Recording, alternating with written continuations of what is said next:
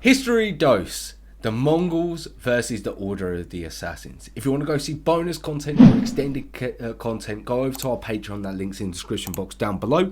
And also help us on our road to 10,000 subscribers and hit that subscribe button if you haven't. But let's jump straight into this. Letting the world see your location and data when you use the internet. Just click.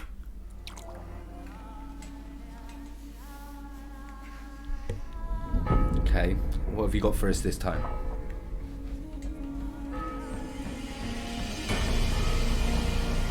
Oh, that's beautiful. The city of Acre rises in white towers along the Mediterranean. Okay. Fishermen and merchants and knights crowd the stone streets. And there, two strange men move with intent toward the king-elect of a new crusader kingdom.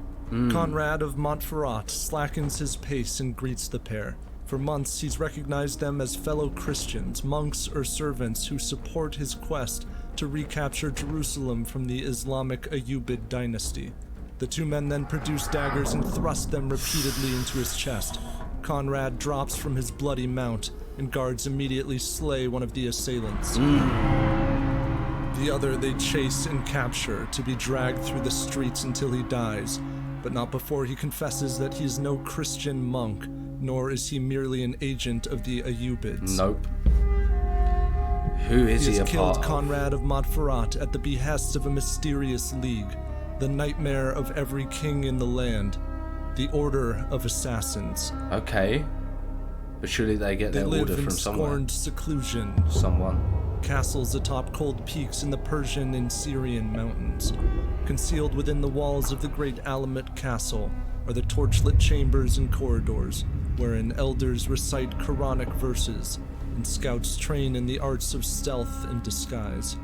Legend holds that they were once boys taken from local towns who were drugged, purged of fear, and trained to kill. Insidious rumors notwithstanding, these people do not belong to the mountains.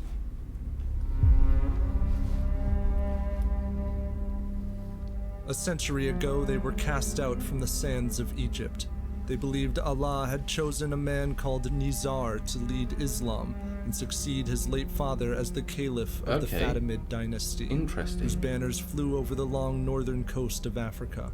But Nizar would meet a wretched death, buried alive by rival claimants to the throne. Believers... Buried alive, brother. Buried alive. That's unfortunate, man. That's so unfortunate. It's like one of the main ways you wouldn't want to go out, innit? Do you know what I mean?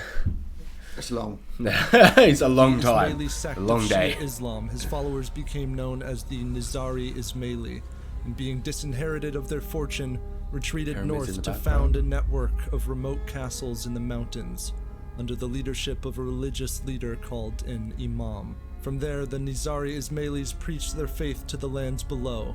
Neighboring Sunni and Shia states march against what appears to be a fractured conspiracy of mountain-dwelling heretics. Okay. The Abbasid Caliph of Baghdad raises his armies against them, and then he is assassinated. His son succeeds him, and 3 years later gathers an army to avenge his father and exterminate the Nizaris.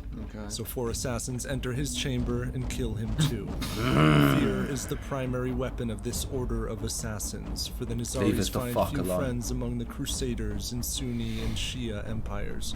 To recruit and maintain agents in the courts of their enemies and to publicly assassinate their foes is to ensure survival. Okay. The Sultan of the Seljuk Turks also makes war on the Nizaris, and one morning rises to find a dagger stuck beside his bed. His servant relays a message from the Imam of the Order of Assassins. Did I not wish the Sultan well, that dagger which was struck into the hard ground would have been planted in his soft breast. The Sultan abandons his campaign against the Order of Assassins. I mean, we're giving you a warning, brother. We're giving you a warning, yeah? Piss off. Yeah. Okay, and I will. You got your command. The assassins need never defeat an army of enemies, so long as they can frighten or kill its commander to prevent That's all the they need attack to do. in the first place. But by the 13th century, a new Sunni foe threatens the Order of Assassins, the burgeoning Khwarezmian Empire. And then, it seems, a liberator emerges from the edge of the world. The Mongol Empire.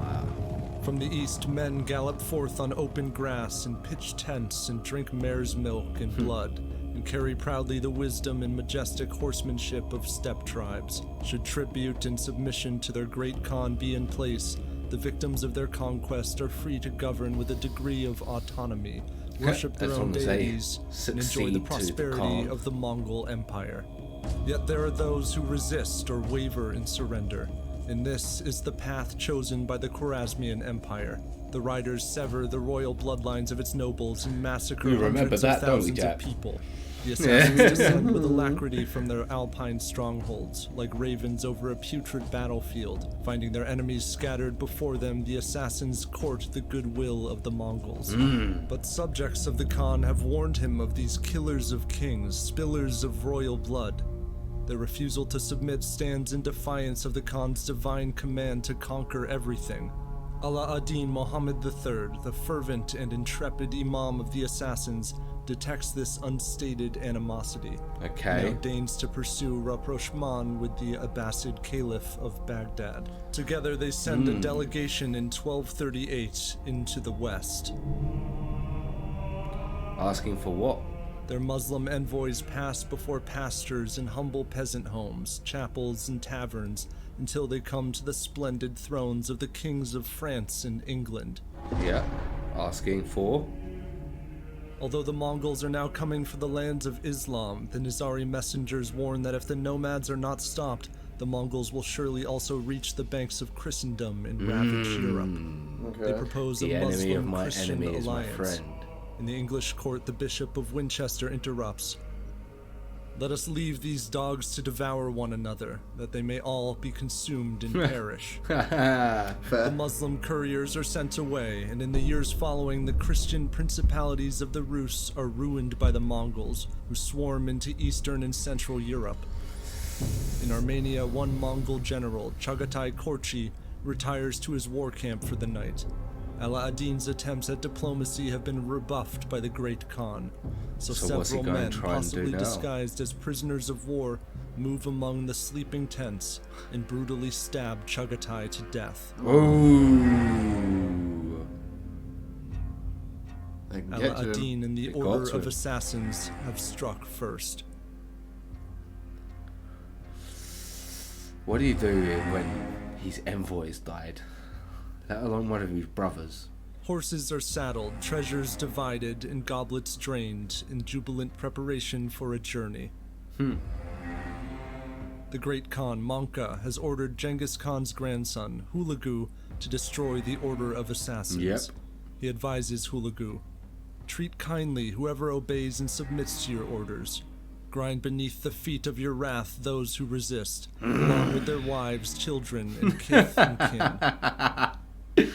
Yeah, As man. Hulagu prepares his Yeah, army, brother. The Mongols, Yeah. you get punished for generations. If your father done something, you're fucked. It's everyone. It's anyone's game. Anyone is game in the Mongols. the Christian Mongol I see you. You haven't liked the video yet. Why not? Go on. Go like it. While you're at it, you know you want to subscribe. And if you want to go to our social medias, all the links you need are in the description box down below. And you might as well head over to our Patreon as well, where you can get extra bonus content if you're enjoying this. That link's in the description box down below. But we'll get straight back into the video. Love you guys. general named Kitbuka is sent out to strike first with an advance force. He captures several Nizari fortresses, but while laying siege to the Gurdko fortress, assassins sneak out and kill 100 Mongols. Ala ad-Din attempts to rally reinforcements as Kitbuka assails the towns of Tus and Tun, where thousands of Nizari Ismailis will be driven out to the open country. There, fathers, sons, and wives are killed and left in mounds of viscera. The fairest daughters are spared death to suffer as the carnal slaves of their conquerors. Mongols didn't give a Rumors abound that fuck. the king of the mountain, Ala ad-Din, has gone mad.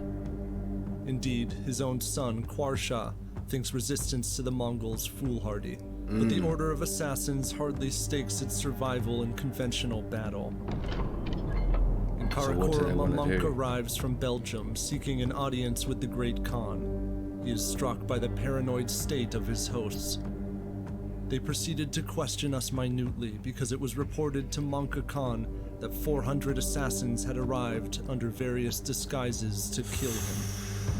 You would be If fucking assassins paranoid have indeed when crossed dealing with the covertly assassins. into the Mongolian steppe, their efforts have not assuaged the discontent within the Order of Assassins. Okay. In 1255, the ever-defiant Ala ad-Din is found stabbed to death in his own bed. Ha! His son may have given his approval for the assassination. In any case, the 26-year-old Kwarsha sends word to allies and enemies that his father is dead and that he reigns as the new Imam. Yeah, he had to have approved it. He approved it.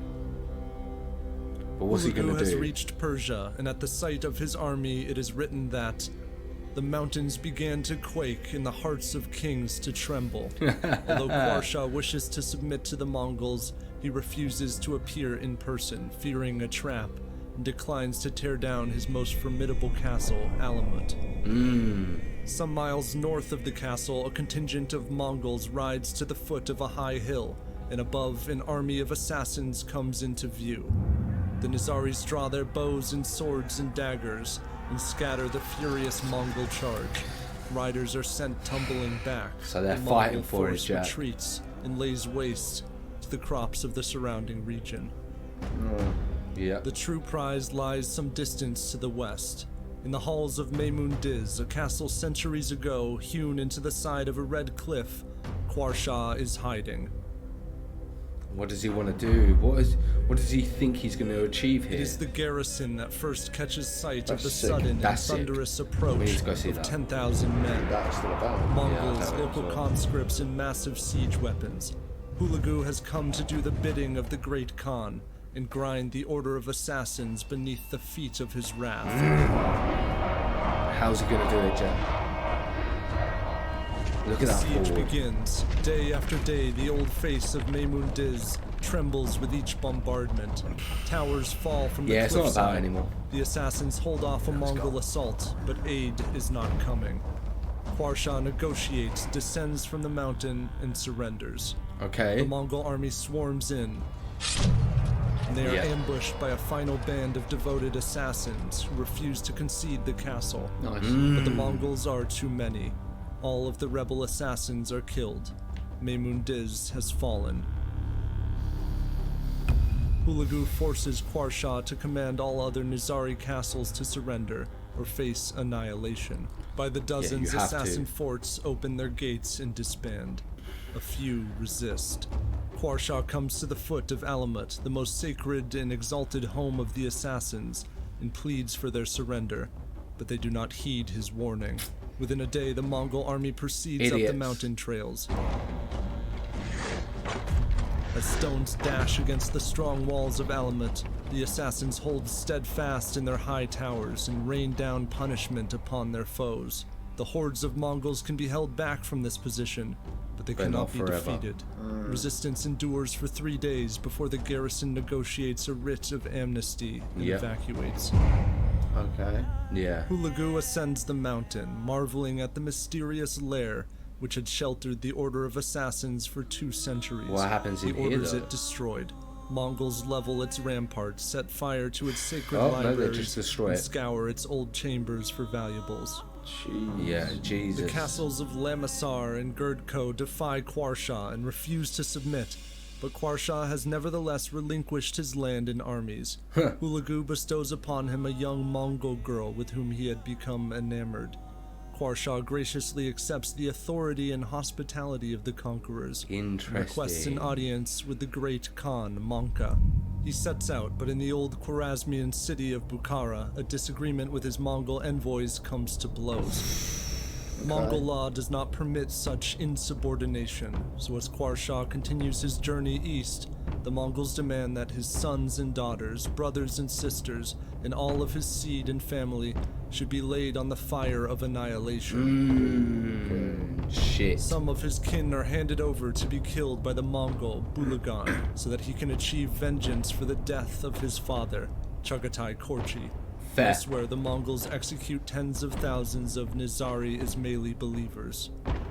Kwarsha Can't play arrives them. in Karakorum to honor his new overlord, but the Great Khan responds with anger, chiding the Imam for having not yet destroyed the castles of Girdko and Lamisar, and he turns him away. Kwarsha has exhausted his value to the Mongol cause, and his very survival causes unrest among his old Sunni enemies, who are now subjects of the Mongol Empire. So he has During to the die, journey right? back to Persia, He's it got is to. written that He's got Mongol to. officials lead Kwarsha away from the road, and he and his followers were kicked to a pulp and then put to the sword, and of him and his stock no trace was left, and he and his kindred became but a tale on men's lips, and a tradition in the world. Jesus. Brother, they really did wipe Lamisar will out fall, family lines. Girdko will weather a siege for many years, and Nizaria's melee believers scatter but survive. The Order of Assassins is dead. Their destruction, however, represented only the first of the tasks that Hulagu had been given by Manka Khan. That is true indeed, and we're going to find out some more later on in the most heinous series. massacre of the Mongol Empire lies ahead in Baghdad. Yeah, man, the big one, the big one. In the 20 That was a nice little episode, though. Very I decent thoroughly episode, enjoyed it. 100%. 100%. We hope you guys did as well. We're on our journey to 10,000 subscribers, so if you haven't already, hit that subscriber button. If you want to go see extended versions of our content, bonus clips, extra content, you name it, go over to our Patreon. Links in the description box down below. Like, comment, subscribe, hit that notification bell. We will catch you in the next video. In a bit.